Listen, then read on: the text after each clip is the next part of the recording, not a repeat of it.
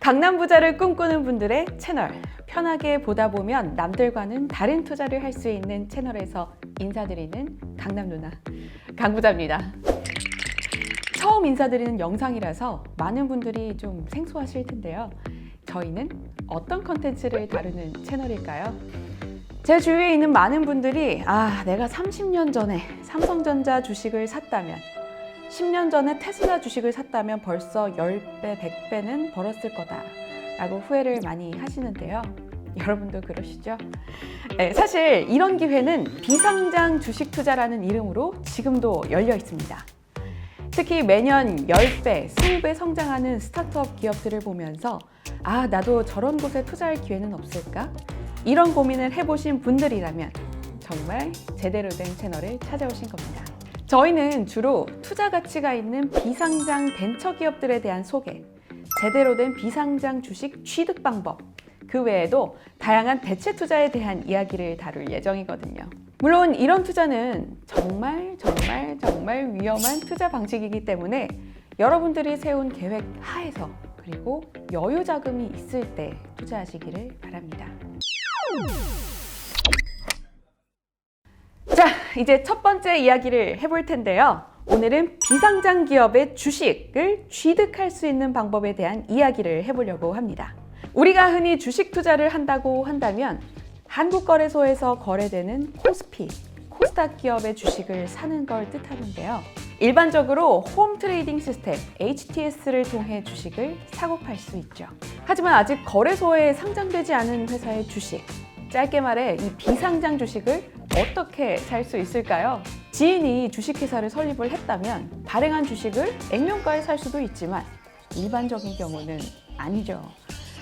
잘 살펴보면 제도권 내에서 전문적인 투자 방법으로도 비상장 주식회사, 소위 말하는 벤처 스타트업 주식을 살 수 있다고 하네요.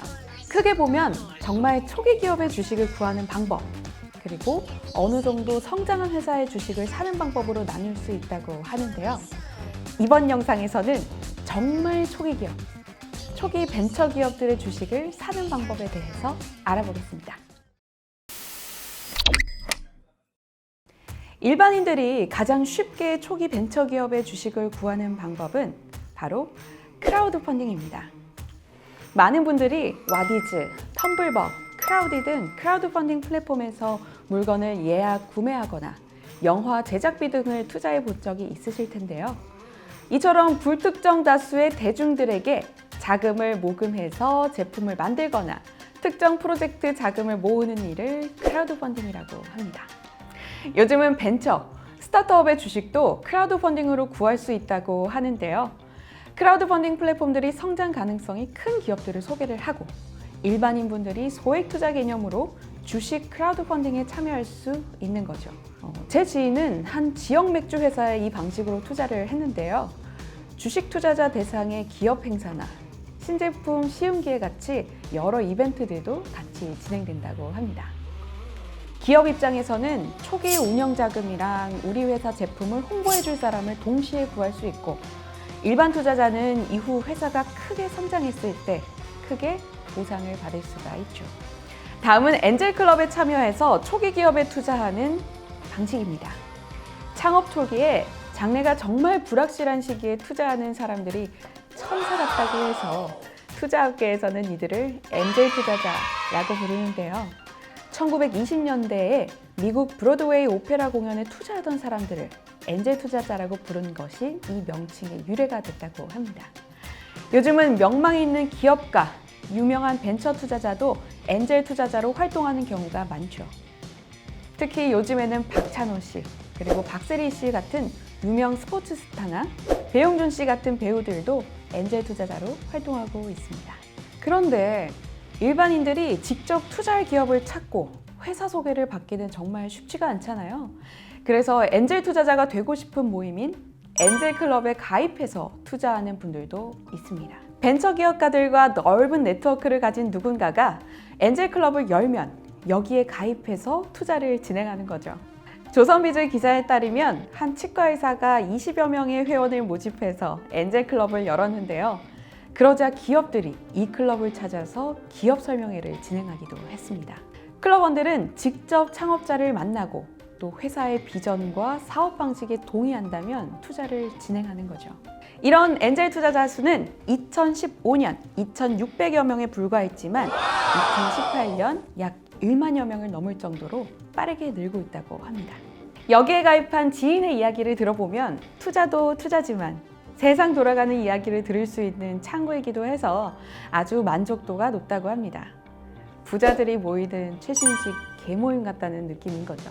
또 다른 방법으로는 벤처 투자 회사에서 모집하는 사모투자 펀드에 출자하는 방식이 있는데요. 사모펀드는 일반인 다수가 참여하는 공모펀드와는 달리 49인 이하의 투자자를 모집해서 매우 독립적으로 운용하는 펀드를 의미합니다. 이건 직접 기업에 투자하는 건 아니지만 전문적인 운용 지식이 있는 사람들에게 내 돈을 맡기는 방식인데요. 이렇게 투자금을 모은 벤처 캐피털들이 우수한 초기 기업들을 찾아서 투자를 진행하고 수익을 낼 수 있는 거죠. 이런 사모펀드 투자는 일정 수준의 위험 감수 능력이 있는 적격 투자자가 참여하지만 일반인들도 1억에서 3억 등 펀드별로 규정한 일정 규모 이상의 돈을 투자하면 참여가 가능합니다.